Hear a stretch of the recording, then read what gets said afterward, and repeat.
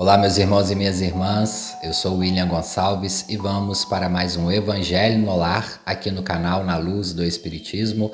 Agradecer a cada um de vocês que estão sempre aqui conosco, aos que estão chegando pela primeira vez, seja bem-vindo, fique à vontade. Todos os domingos nós temos o Evangelho no Lar aqui, é um guia para que você possa realizar também aí no seu lar. E para quem nunca fez, é um auxílio de como começar, um estímulo. Então nos ajude aí curtindo, compartilhando, deixe o seu comentário, a cidade, o estado que você está, como tem sido a experiência do Evangelho, nos siga lá nas redes sociais, o meu de psicólogo é @wigomperpsi, o meu pessoal é @wigomper, vamos trocar algumas ideias e vamos aí para o nosso Evangelho no Lar deste domingo, pedindo inicialmente a autorização ao nosso mestre e amigo Jesus para iniciarmos neste momento o nosso Evangelho no Lar. Que assim seja, graças a Deus. Não se esqueça de separar uma garrafa com água filtrada aí para você, para dividir com os familiares, com as pessoas que forem fazer o Evangelho no Lar. Também pode colocar mais, se vocês quiserem também depois compartilhar com os animais de estimação, ou também doar para alguém que está enfermo, pode também. Separa também se você tem um livro, o Evangelho segundo o Espiritismo, para acompanhar a leitura, senão você apenas ouça e sinta o ambiente. É importante criar um ambiente. Sintoniza com os bons espíritos, com Jesus. Mesmo vocês que não conseguem fazer uma mentalização, sinta Jesus um pouquinho, veja a figura dele na sua frente, tenta sentir um ambiente um pouco mais tranquilizante, agradeça a ele a oportunidade e vamos iniciando a nossa prece. Senhor Jesus, em teu nome, nós damos início a este Evangelho, pedindo a sua colaboração, que através das minhas palavras, da interpretação, possamos levar um pouco de energias salutares para os nossos irmãos encarnados e desencarnados que nos ouvem neste momento. Ó Mestre querido, que as pessoas que estejam ouvindo este Evangelho possam ter intuições melhores, possam clarear os seus pensamentos para a semana que virá, possa trazer algumas questões que elas possam conseguir resolver, reinterpretar, analisar. Querido, abra a mente dessas pessoas que estão neste momento enclausuradas nos seus medos, nas suas angústias, nas suas solidões. Ó Senhor Jesus, quantos que procuram este momento de oração, que estão também com luto, com doenças físicas, problemas de separação, perda de coisas materiais, de empregos, de casas e etc. Senhor Jesus, cada um tem o seu problema, porque nós estamos na Terra e a Terra é desafiadora, nós ainda estamos no planeta de provas e expiações. Então, Senhor Jesus, nos dê um pouco de alento e direcionamento para caminharmos. Sendo assim, juntos, meus amigos, minhas amigas, nós vamos iniciar o nosso Evangelho no Lar, que assim seja, graças a Deus. Do livro Segue-me, a psicografia de Chico Xavier pelo Espírito Emmanuel, o capítulo é As Forças do Amanhã. Logo no início do capítulo, Emmanuel separa uma parte de Coríntios, no capítulo 5, no item 6, que ele vai dizer, uma frase de Paulo: não sabeis que um pouco de fermento leveda a massa toda? E Emmanuel traz a explicação. Ninguém vive só. Nossa alma é sempre um núcleo de influência para os demais. Nossos atos possuem linguagem positiva. Nossas palavras atuam à distância. Achamo-nos magneticamente associados uns aos outros. Ações e reações caracterizam-nos a marcha. É preciso saber, portanto, que espécie de força projetamos naqueles que nos cercam. Nossa conduta é um livro aberto. Quantos de nossos gestos insignificantes alcançam o próximo, gerando inesperadas resoluções? Quantas frases aparentemente inexpressivas jogadas de nossa boca estabelecem grandes acontecimentos. Cada dia emitimos sugestões para o bem ou para o mal. Dirigentes arrastam dirigidos. Servos inspiram administradores. Qual é o caminho que a nossa atitude está indicando? Um pouco de fermento leveda a massa toda. Não dispomos de recursos para analisar a extensão de nossa influência, mas podemos examinar-lhes a qualidade essencial. Acautela-te, pois, com o alimento invisível que forneces às vidas que te rodeiam. Desdobra-se-nos o destino em correntes de fluxo e refluxo. As forças que hoje se exteriorizam de nossas atividades voltarão ao centro de nossas atividades amanhã. Mais uma vez, caindo aqui no nosso Evangelho, a responsabilidade com a verbalização, com como nós nos expressamos no mundo. Emmanuel nos chama a atenção aqui, neste capítulo, sobre a importância. Mas gostaria de trazer uma outra reflexão. Nós não falamos apenas verbalmente. Isso é um ledo engano. Nós falamos com as nossas expressões, com a nossa estrutura corporal, da forma que nós somos no mundo. As nossas atitudes representam muito. E nós, como espíritas, reconhecemos o mundo mental como um mundo vivo, não só o movimento espírita. Kardec já trouxe isso nos seus livros bases, mas hoje a ciência da psicologia, da psiquiatria, reconhece que há um mundo interno dentro de nós. E antes de falarmos, muitas das vezes, são pensamentos repetidos, são questões que nós guardamos e que vai acumulando do nosso pensar. André Luiz vai trazer em seus livros, os mais diversos livros, quase todos, ele vai falar sobre o pensamento. Como o pensamento é vivo no plano espiritual. Joana de Ângeles também. Então, o nosso falar engloba o nosso pensar, os nossos gestos, a maneira que nós somos no mundo. Muitas das vezes nós não verbalizamos, mas nós expressamos através de um olhar, de uma estrutura corporal, de agressão. Nós demonstramos ali quem nós somos em essência. É claro que já não falar em alguns momentos para evitar problemas maiores, como nos diz Emmanuel aqui, a lei de causa e efeito é melhor. E quantas das vezes nós deixamos a nossa boca ser objeto de outros espíritos, tanto para o lado bom como para o lado ruim. Quando é para o lado bom, num propósito sério, positivo, é bom, nos engrandece. Mas muitas das vezes nós temos que ficar atentos ao ambiente a qual nós estamos. Quais as manipulações de forças estão acontecendo ali. Como o Emmanuel trouxe na mensagem, a força magnética, que é uma força que nós temos através do olhar, da energia, das mãos, do falar, de toda a nossa presença perispiritual e espiritual no nosso corpo físico, que nos traz quem somos em essência. E o Emmanuel está nos trazendo a reflexão para o cuidado com o falar, nesse contexto globalizado, o contato com o nosso corpo também. É uma caridade também em alguns momentos, evitarmos alguns assuntos que vai trazer maiores problemas. Não nos calarmos. Hoje em dia nós entendemos que a assertividade, o falar acertado, trazer informações mais claras, trazer informações mais objetivas, demonstrar ao outro o limite, o seu limite, ele só pode chegar até aqui.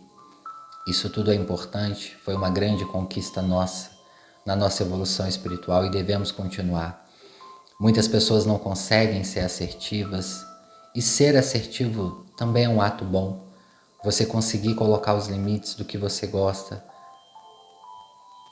isso é muito bom. E tem momentos que nós vamos precisar nos calar, porque em situações que o outro não vai compreender ou você vai poder agredir ele com as suas palavras.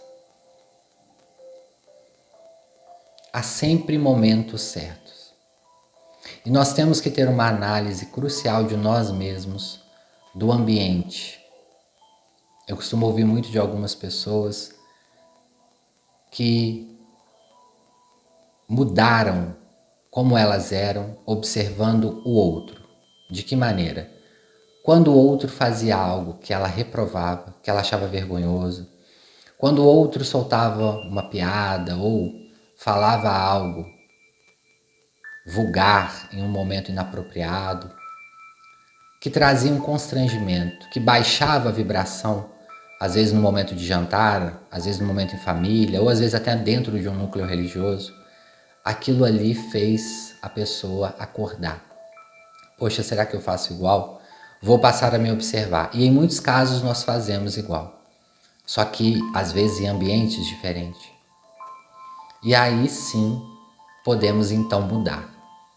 O outro nos serve de parâmetro quando o outro erra, quando o outro faz algo que nós não gostamos ou não queremos, que esteja na nossa rotina, nos dá o parâmetro de uma atenção. Opa, essa atitude não é bacana para a pessoa que fez, eu também não vou fazer, não vou repetir. Quantas vezes na nossa rotina mesmo, nós percebemos isso? Poxa, a pessoa faz algo que não é bacana. E nos dá sempre o ímpeto de mudanças, de sermos pessoas melhores. O Evangelho é também uma prática social. No Livro dos Espíritos, nós vamos ver a importância de vivermos em sociedade.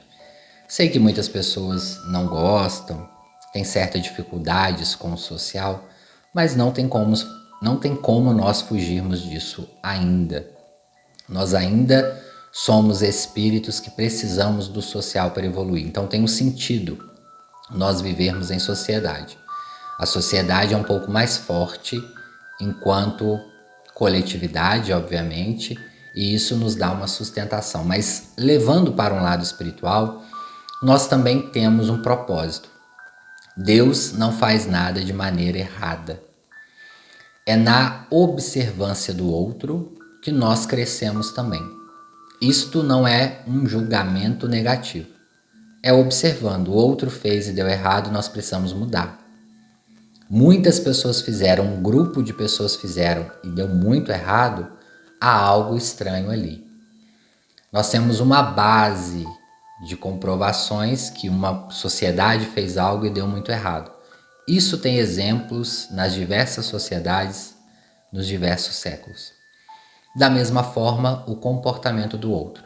Respeitando, pessoal, obviamente, a individualidade de cada um e a cultura. Um indivíduo do estado de Minas Gerais talvez vai ter um comportamento diferente de um indivíduo de outro estado, porque é questão cultural, ambiental, linguagem, etc. Isso vocês entendem.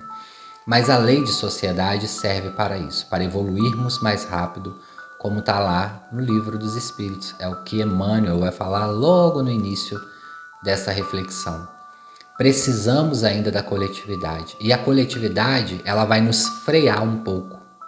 Ela vai nos abaixar um pouco a bola, como nós falamos no popular. Venha como se fosse o nosso mentor ou alguém, uma ideia superior, às vezes fala, opa, isso aí que você está fazendo não está errado não. Você não está indo muito para esse lado. Olha só o que você está falando demais no ambiente errado. Sermos cristãos é também ficarmos atentos nessas atitudes globalizadas de vivência. Em cada momento, em cada atitude nossa. No começo parece algo muito mecânico, mas nós vamos tornando natural. Vai nos tornando cada vez mais leve, porque passa a fazer parte da nossa rotina, da nossa condição intrínseca de seres humanos, sem a obsessão pela reforma íntima imediata, porque nós vamos ter que experienciar, meus irmãos, minhas irmãs. A experiência nos engrandece e nos faz rever algumas atitudes. Não pode ser isso numa atitude de comodismo. Eu só vou evoluir daqui a um século mesmo, então eu vou continuar no erro. Não. Essa questão, quando eu falo que a evolução não dá salto, não é para nos paralisar, é para quando nós já estivermos nesse caminho. e a gente cair em algum momento, a gente não desistir. Caímos num dia, mas no outro juntamos as forças para subir novamente. E entender que vão ter setores da sua reforma íntima que você vai decolar rapidamente, como se você estivesse num avião de última qualidade, com um tanque cheio, com o melhor do piloto. Outras partes da sua vida você vai se sentir dentro de um carro velho, com uma gasolina de péssima qualidade, numa estrada com muitos buracos. Você vai andar um pouquinho, você vai parar, o motor vai aquecer, você vai precisar parar de novo. Outras vezes você vai pegar um trecho da estrada melhor, você vai correr um pouquinho. A reforma íntima tem essas duas etapas. Tem setores na vida, tá tranquilo.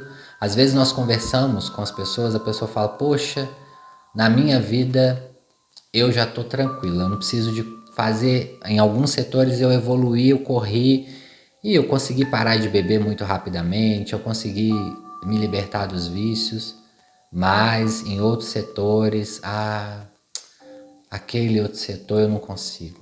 Nossa, mãe, eu ainda tô engatinhando. É assim mesmo. Tem setores das nossas vidas que nós somos mais fortes. Tem outros que nós somos mais fracos. É por isso que tem a reencarnação.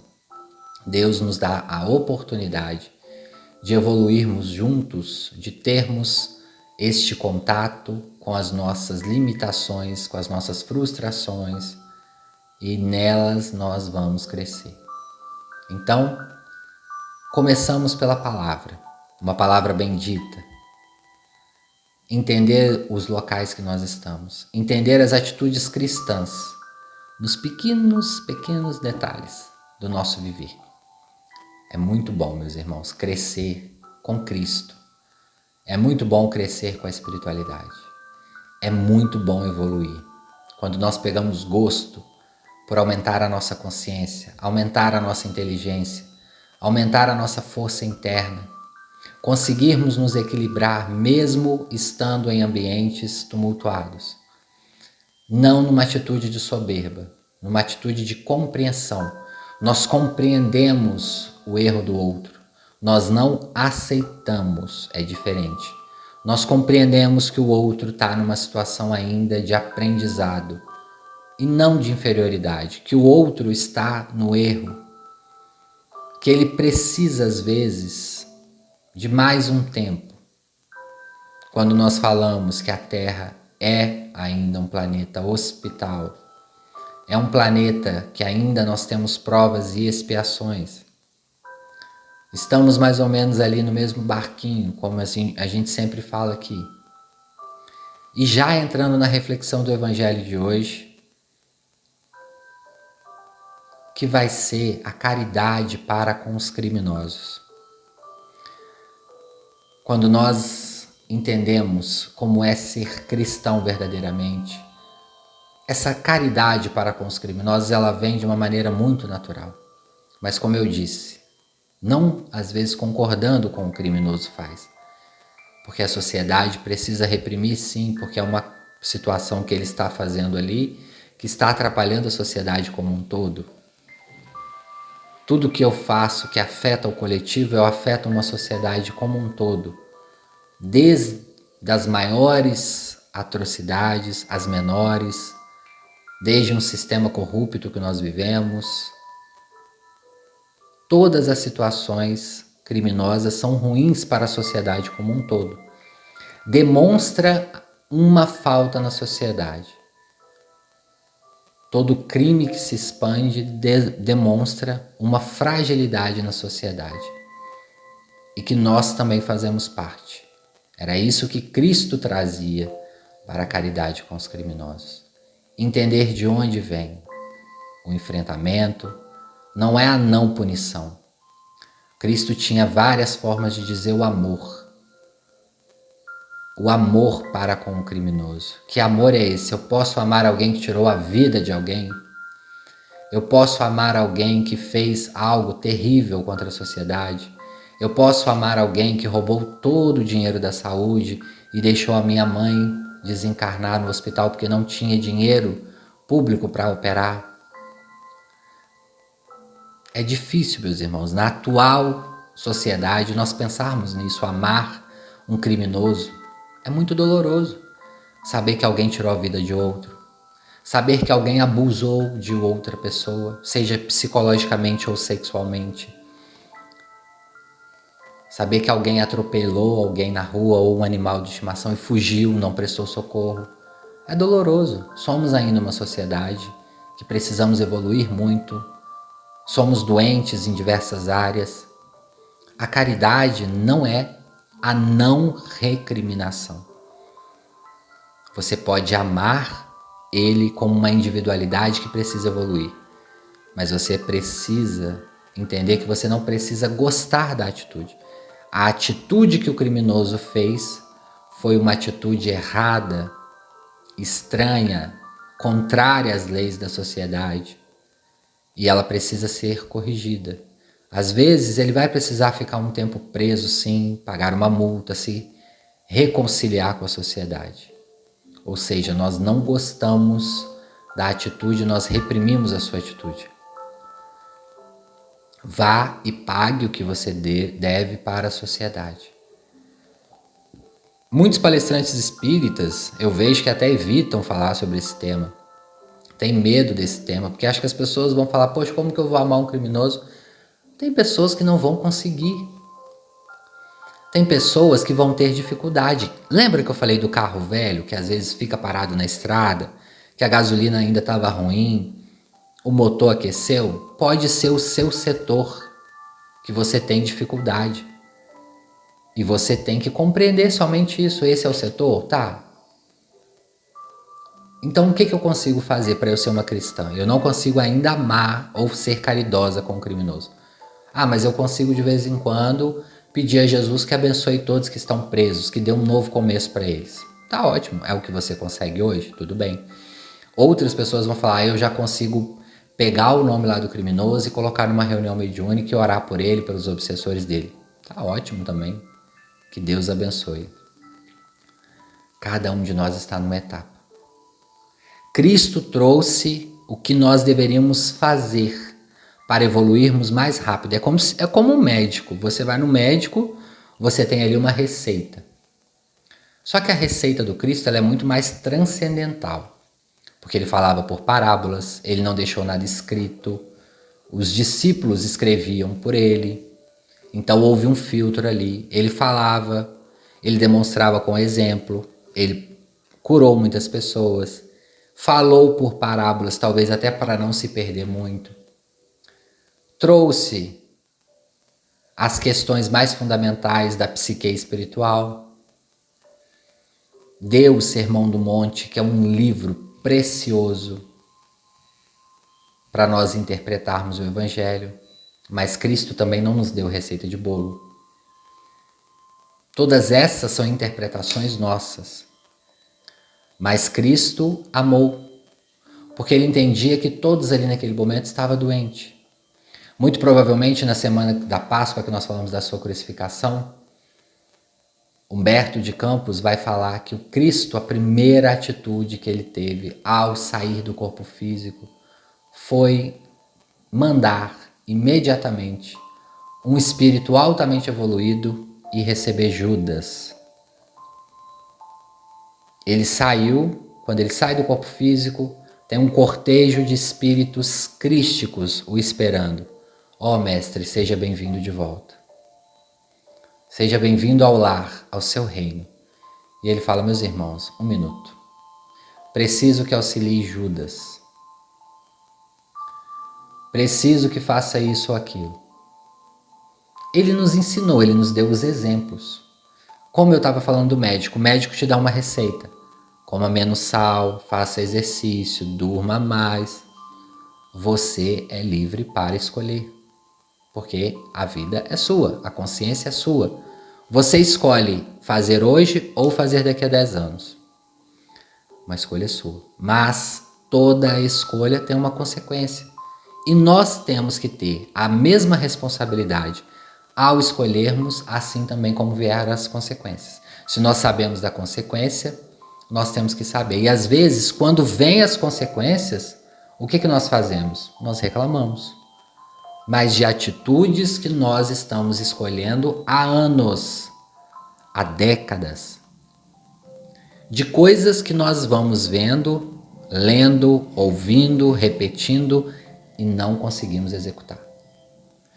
Então nós somos livres para fazer qualquer escolha, meus irmãos, mas também nós somos livres para receber qualquer consequência. Quantas pessoas também que já teve atitudes no passado desonestas e que hoje voltaram-se honestamente para o serviço cristão, seja no espiritismo, seja na igreja evangélica, seja na igreja católica, seja em qualquer religião. Estou falando aqui um pouco das mais conhecidas, mas temos muitas aí. Uma pessoa que às vezes já roubou no passado, já fez qualquer atitude criminosa, mas que se arrependeu. William, será que há mesmo? Sim, tem pessoas que conseguem regenerar numa encarnação. Também temos essa etapa.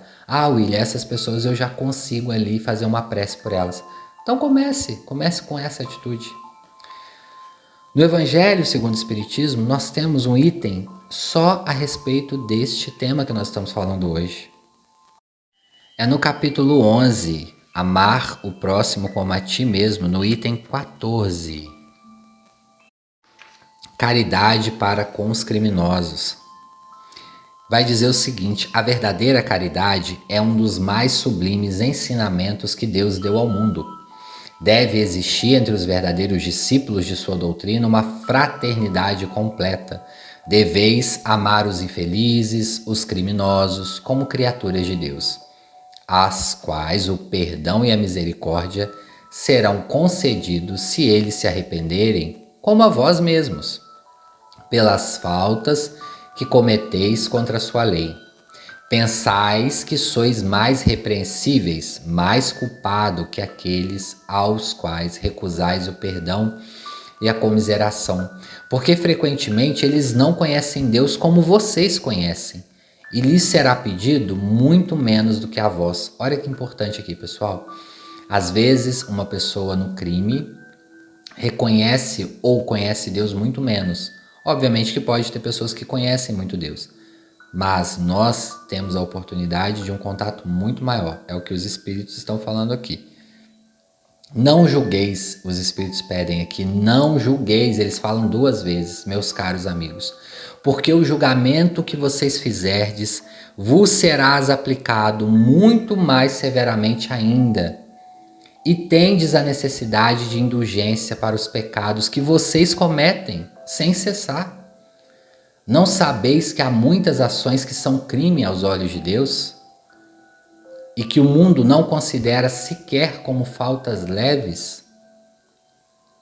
A verdadeira caridade não consiste somente na esmola que dais e muito menos nas palavras de consolação com os quais vocês podem acompanhar. Não é só isso que Deus exige de vós. A caridade sublime ensinada por Jesus, ela consiste também na benevolência concedida sempre e em todas as coisas com o vosso próximo. Podeis ainda exercitar essa sublime virtude sobre muitos seres que não precisam de esmolas, mas precisam de palavras de amor, de consolação, de encorajamento. Conduzirão ao Senhor. Os tempos estão próximos. Digo ainda em que a fraternidade reinará neste globo. A lei do Cristo é a que regerá os homens, e só ela será o freio e a esperança e conduzirá as almas às moradas da bem-aventurança. Amai, pois, como os filhos de um mesmo Pai. Não façais diferença entre os outros infelizes, porque é Deus quem quer que todos sejam iguais. Portanto, não despreza ninguém. Deus permite que grandes criminosos estejam entre vós, a fim de que vos sirvam de ensinamento. Logo, quando os homens forem conduzidos às verdadeiras leis de Deus, não haverá mais necessidade desses ensinamentos. E todos os espíritos impuros e revoltados serão dispersados no mundo inferiores, de acordo com as suas tendências. Deveis àqueles de quem fala o socorro de vossas preces. É a verdadeira caridade. Não é preciso dizer de um criminoso: é um miserável, é preciso expurgá-lo da terra. A morte que se lhe inflige é muito suave para um ser dessa espécie. Não é assim que deveis falar. Olhai o vosso modelo Jesus. O que diria Jesus se ele visse um infeliz perto dele, nessa condição? Ele lamentaria? Ele consideraria como um doente? E lhe estenderia as mãos imediatamente. Bom, meus irmãos, até aqui tá bom a leitura, não vamos ler mais. Se vocês quiserem completar, é um capítulo muito bom, muito forte, o amar o próximo como a ti mesmo, e vai trazendo diversas informações muito interessantes, inclusive que ainda é uma necessidade para nós. Ainda tem uma necessidade na sociedade, porque com o tempo aqueles que não voltarem para o bem serão conduzidos a planetas mais inferiores. Mas nós ainda temos a necessidade até mesmo para trabalhar a nossa caridade. Como não sermos? Viu como que é interligado o Evangelho, meus irmãos? Desde o começo, como não sermos, o que fazermos e o que não fazermos. A sociedade vai nos demonstrando isso. Aquilo que me causa repulsa, medo, angústia quando eu ouço, quando eu vejo, é um sinal, é um alerta para mim, muito grande do meu comportamento na sociedade.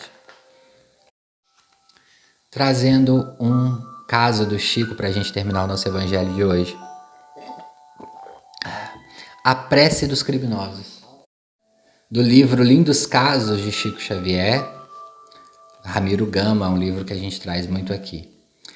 Vai contar o seguinte: a nossa irmã Maria José chegou perto do Chico em uma ocasião em que ela estava no Distrito Federal, numa penitenciária, levando benefícios que ela tinha conseguido para pessoas que estavam na cadeia ali. Na época tinha muitas essas doações, né, de roupas, de revista para os presos lerem, etc.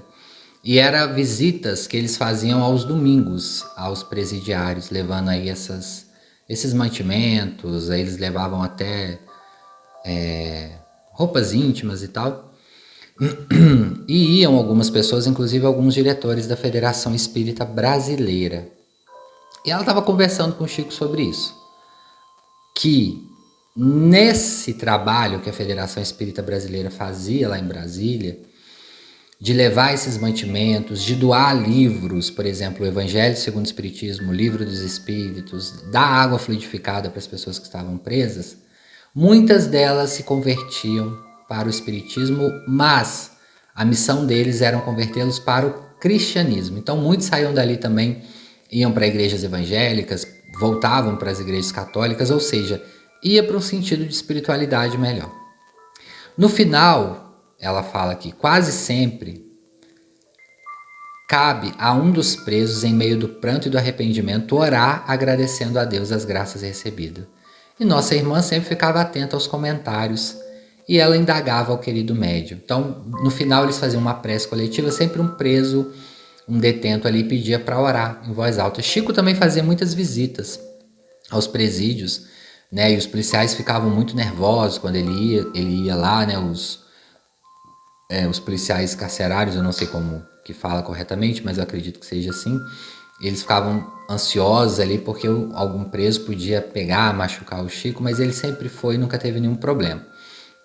E essa irmã pergunta para ele: Chico, se a prece representa um estado de alma puro, como poderá um criminoso fazer uma prece?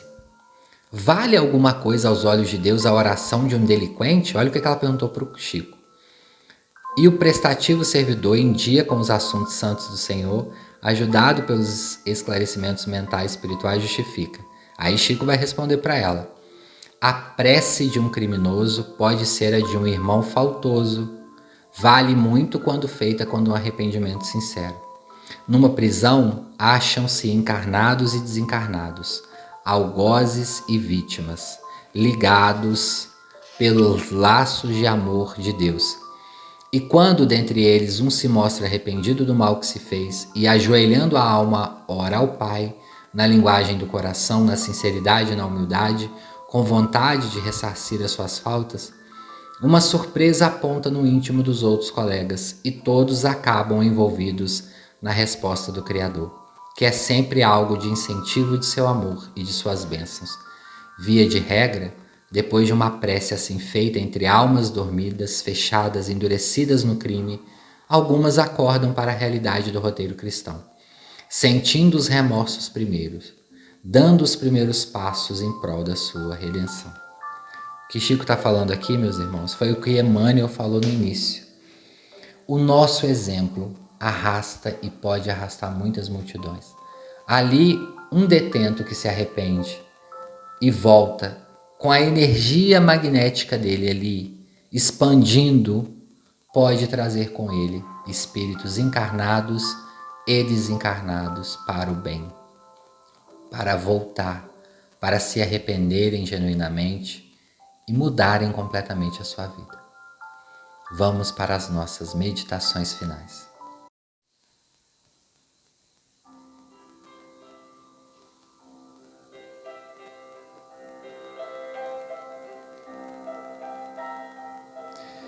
Entrando na sintonia com a nossa Mãe Maria, nossa querida Mãe.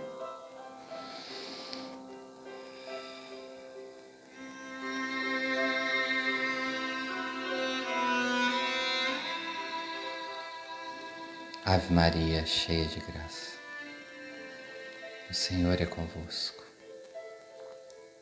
Bendita sois vós entre as mulheres,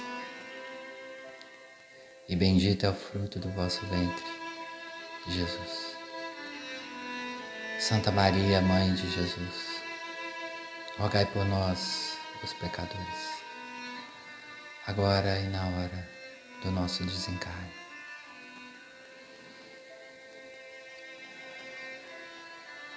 Sinta-se, meus irmãos, junto de Maria hoje, nossa Mãe reinante, espíritos amigos, trabalhadores da colônia Maria de Nazaré. Esteja conosco hoje, nos aplicando o passe. Espíritos bondosos, indianos, hindus, que ajudam a colônia Maria de Nazaré. Médicos, enfermeiros, técnicos, psíquicos da espiritualidade. Abençoe-nos nos propósitos que nós temos. Envolva-nos, clareie os nossos pensamentos. Meus irmãos, a meditação hoje está sendo um pouco diferente, mas você já sente a presença desses mentores. São espíritos de alta evolução, são espíritos muito bem preparados. São trabalhadores da colônia Maria de Nazaré. Essa mentora, diretora espiritual do nosso planeta. Sinta-se o seu corpo vibrar magneticamente melhorado. Se você está com alguma doença, enfermidade psíquica, pensa no local e peça ajuda.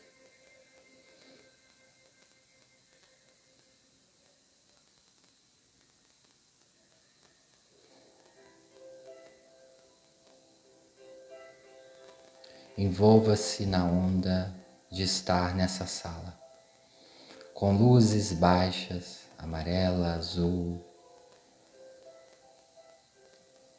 rosa, trabalhando as cores, recebendo um passe fluídico, leve.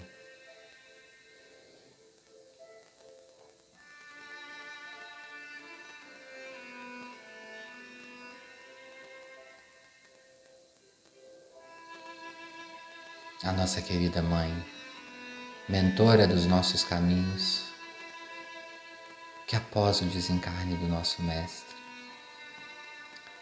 numa casa na montanha de frente para o mar, acolhia todos, fazia ali reuniões, como o nosso Evangelho no Lar aqui. Maria falava do Cristo, recebia pessoas em situação de rua, pessoas com fome, criminosos. Não tinha medo. desbravou-se para a ajuda ao próximo. Ó Maria, neste momento do nosso Evangelho, nos ajude mais uma vez. Nos ajude neste momento.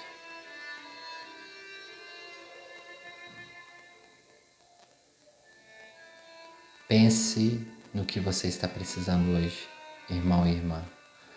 Eleve a Maria o seu pensamento. Peça a ela, não tenha medo de pedir. Na mesma intenção, nós vamos pedir por algumas pessoas hoje. Como nós falamos de caridade para com os criminosos, se tem alguém que você conhece, na sua família, vizinhos, alguém da sociedade que você queira trazer no pensamento agora, pode trazer também.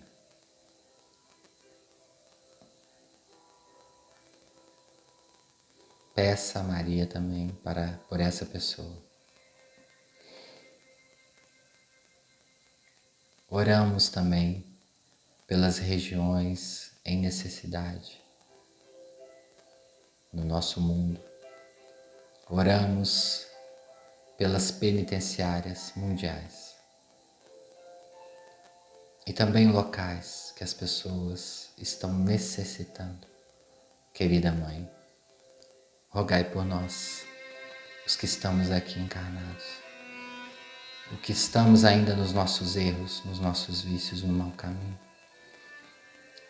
Ó, querida Mãe, intercedei junto a Jesus pelo nosso planeta, pelas pessoas que ainda envergonham e se sentem envergonhados.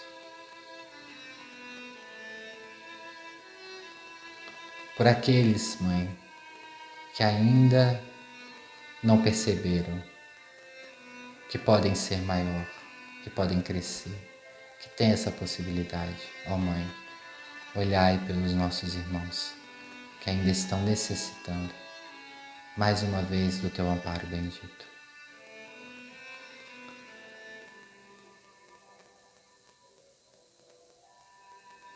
Irmãos, nessa meditação ainda, pode trazer alguém também que esteja precisando na sua família mentalmente, alguém que esteja doente, peça também. Vamos pedindo a essa equipe espiritual maravilhosa para nos ajudar na fluidificação das nossas águas. Enquanto continua a nossa energização, nós vamos fazer a prece final. Mãe Maria, nós agradecemos imensamente pela oportunidade de estarmos com a sua equipe hoje. Muito obrigado.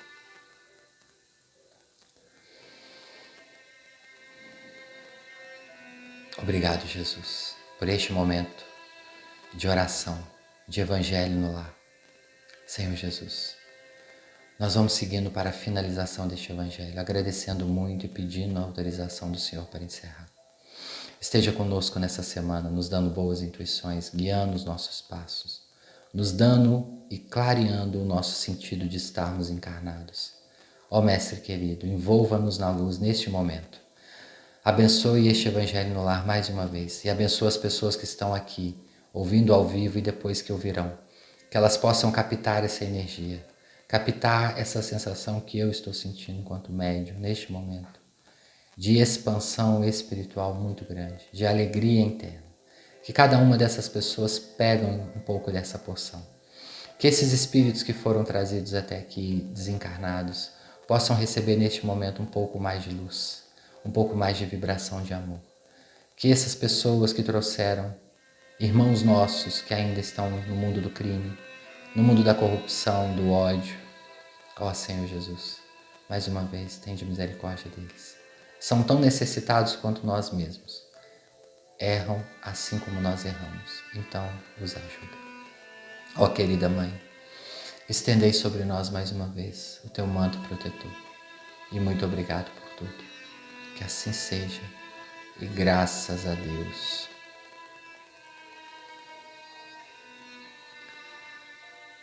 Queridos irmãos, vamos voltando lentamente mexendo os dedos das mãos, dos pés, sentindo o ambiente que nós estamos, voltando um pouco com a respiração mais tranquila, percebendo tudo à nossa volta e agradecidos, mais uma vez, agradecidos por este momento maravilhoso. Muita gratidão a cada um que acompanha aqui conosco, meus irmãos. Muita gratidão mesmo. Nos ajude aí compartilhando o Evangelho em grupos espíritas para pessoas que vocês sabem que gostam. Continue deixando seu comentário. Na semana que vem a gente vai voltar e conseguir fazer os comentários de todo mundo aí, ler aqui ao vivo, tá, pessoal? Porque hoje realmente a gente passou muito do horário. Fiquem com Deus, uma excelente semana para cada um de vocês. Que Deus os abençoe e até semana que vem, se Deus quiser.